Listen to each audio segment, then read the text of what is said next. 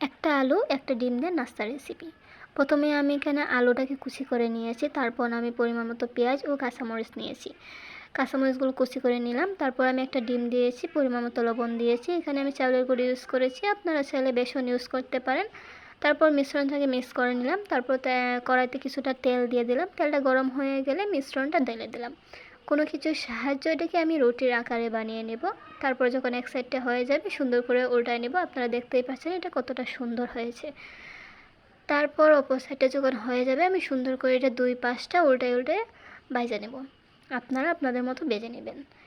Final লুকটা দেখুন কতটা সুন্দর হয়েছে। তারপর আমি আমার মতো করে কিন্তু স্লাইস করে নিলাম। তো আপনারা আপনাদের মতো করে স্লাইস করে নেবেন। দেখেন আমার স্লাইসগুলো এতটা সুন্দর হয়েছে, আর এটা কিন্তু সস দিয়ে খাইতে অনেক ইয়াম্মি লাগে। তো আমি এখানে টমেটো সস নিয়েছি কিছুটা, আপনারা চাইলে এমনিতেও খাইতে পারেন। সো সকালে কিংবা সন্ধ্যার পরে ঝটপট নাস্তার জন্য কিন্তু এটা বেস্ট হতে পারে। সো কার কেমন লাগছে অবশ্যই জানাবেন।